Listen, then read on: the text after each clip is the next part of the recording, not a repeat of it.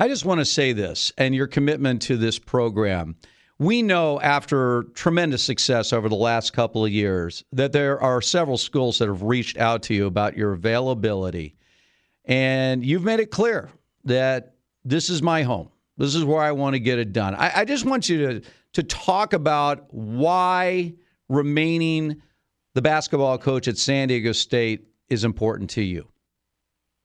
Well, I spent 23 years here. This is the longest I've been anywhere my entire life. My family's been raised here, and we love San Diego, and this is home. And so, obviously, everyone was talking about the Minnesota job. That's where I went to school. That's where my dad coached, and there was a conversation about me going to Minnesota. But at the end of the day, I never formally interviewed for the job. They expressed some interest.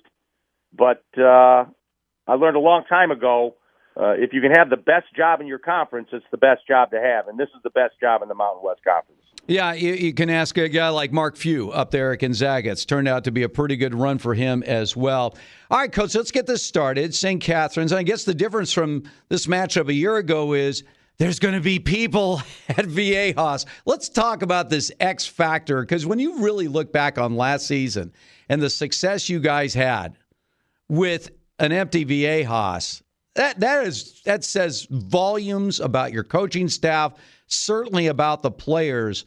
But what is the impact knowing that the fans will be back at Viejas this season? Well, first of all, it's hard to believe it's been 20 months since anybody's seen a game at Viejas. Wow. 20 months. So you think back to the 30-2 team. That's the last time anybody has been in Viejas to watch a game. Mm-hmm. And so here we sit, and we're going to welcome fans back into the arena, and we're going to get the magic going again. I mean, that place is magical. Viejas is magical. The show, the student section, our loyal fan base, I think they're all excited to get back and watch Aztec basketball again. Well, the geniuses that put together the landscape of that arena, I say geniuses, it is the best venue for basketball, bar none. Bar none. I'm telling you, you know me, Coach, I've been to a lot of basketball arenas, bar none.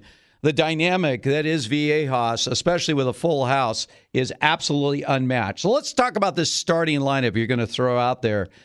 Wow. Okay. We got Nathan Mensah, the big man. You got Trey Pulliam. You got Lamont Butler. You got Keyshawn Johnson. And then you got the transfer Matt Bradley. That's a pretty dynamic lineup. So when, you know, and I've always said this about great teams, Coach, and you've had a lot of great teams. The thing about great teams are their box scores rarely vary from game to game. Everyone has a role, and as long as they're fulfilling their role, the team will have ultimate success. So let's talk about some of the roles for your starters right now and get your thoughts on where you want them to be for this team in the upcoming season.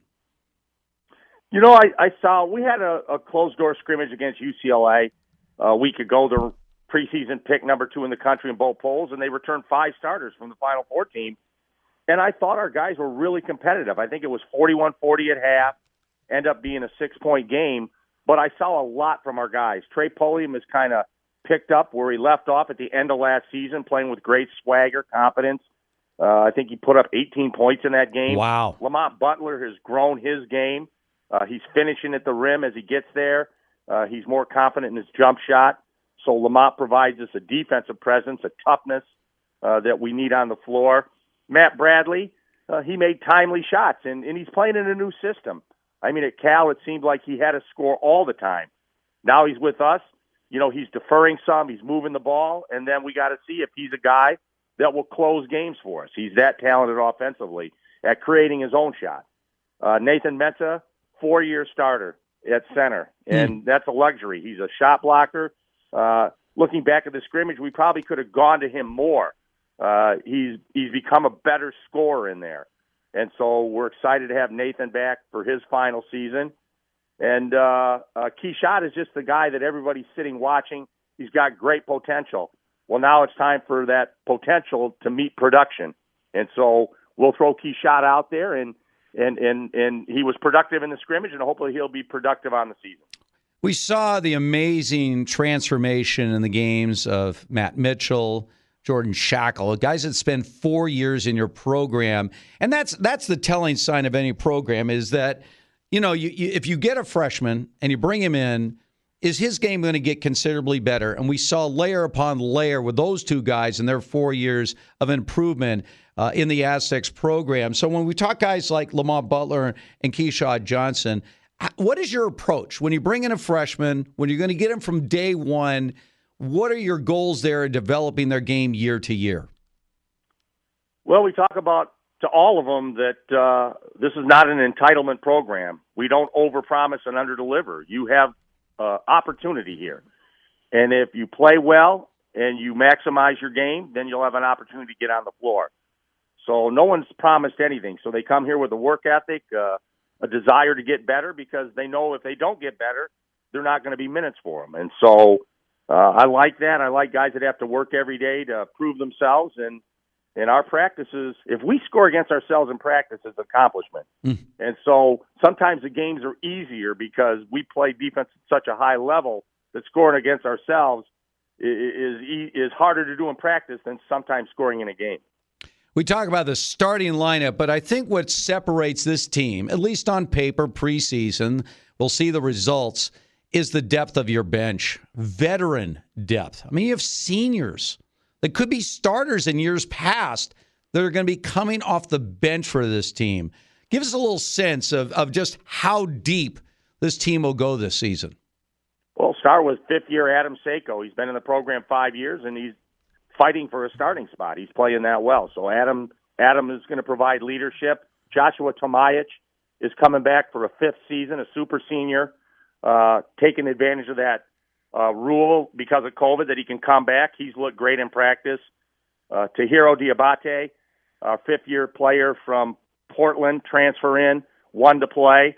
And you're talking 3 fifth-year seniors. So you're talking great experience off the bench. Keith Dinwiddie, been in the program a year, continues to get better. And we do have a lot of depth. And hopefully that depth will add to great production.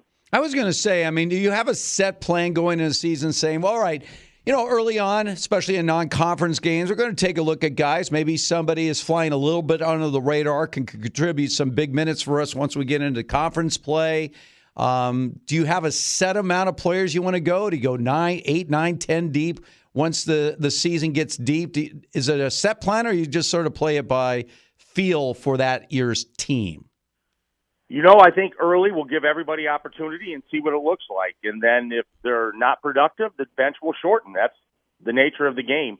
I think you see that in the NBA. I think early in the year, the first half of the year, they're playing 10 guys and they're resting guys because they know what it is in the playoffs. And they get to the playoffs and that bench shrinks to 8 players or so. So college is no different. We don't play as many games, but we give guys opportunity early to see what their production level is, if they're reliable, if they're bringing something to the game every time they're on the floor. And if they are, we'll continue to play numbers. If all of a sudden production drops and leads shrink when they're in there, then we'll shorten the bench. It's just a read and a feel as you go through the season. Coach, as great as the last couple of seasons have been, they've ended in disappointment. Obviously, 2 years ago when you were robbed of the opportunity to play in the NCAA tournament, that 30-2 team, they're going to go down in history. I mean, as one of the greatest Aztecs teams of all time. And then last year, obviously, 14-game winning streak. You win the conference outright. You win the conference tournament. All that momentum, and suddenly Buddy Boeheim becomes Steph Curry and knocks you out of the tournament. For the guys that have been in this program over these last couple of years, I mean, there was that feeling last year, like you were almost playing for 2 years going into the tournament. Maybe that added pressure was too much to overcome. But is there a sense of, man, we want to show the rest of the country what Aztec basketball is really about? I mean, we're a long way away from March, but is there a little sense of that from those that have been in the program over the last several seasons? Yeah, that's the goal of the program. We want to get to a Final Four. And, we're not bashful to say it. It's easy to say, but it's hard to do. You think back to UCLA making it last year. They're in the play-in game. Yeah. They win an overtime close game, make a free throw, miss a free throw, and they get by that first game against Michigan State and make that incredible run. So you're always a play away from making a run in the tournament, and we want to continue to win at a level where we're in the tournament. We give ourselves that opportunity. You mentioned Trey Pulliam scoring 18 against UCLA. I get a sense last year because his offense suddenly showed up later in the season. and you just wanted more of it, more consistently. Do you think he could be a consistent 15 to 20 game scorer for you throughout the season? Yeah, I think so. I think Trey just was unselfish to a fault. You know, he would get in there and he'd always try to make a play for somebody else. And we told him sometimes the right play is for you. Get in there and don't be afraid to take a shot if you have it. And it wasn't a byproduct of anything other than his unselfishness, trying to get everybody involved. And that's the line you walk as a point guard. It's like the one Malachi walked when he was here. He might have 15 minutes of passing the ball, but in a 5-minute stretch, he might put up 12 points. Just turn his game up. And so that's a feel thing that a guard has to have when it's time to play for himself and when it's time to play for your teammates. And we talked to Coach Velasquez last week, Coach, and talked to him about Matt Bradley and playing defense. He said, look, his one-on-one on-man defense is great. It's just working into the team defense. How challenging is that for someone new into the program? It's a new system. It's like changing jobs and learning new ways to do things. And so Matt works hard as heck in practice every day. His on-ball defense is lights out. He's hard to score on. He's strong. He's got good feet. But now it's getting into help spots. It's playing Aztec defense. It's being able to have a second defender available to the ball all the time. And he's growing in that area.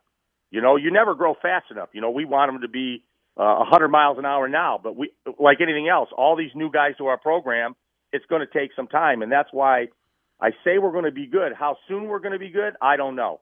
It might be from the opening tip against Riverside. It might take us 2 or 3 games. It might take us half a year. That's one thing you never know as a coach is when you're going to hit stride. And obviously the 30-2 team hit stride immediately.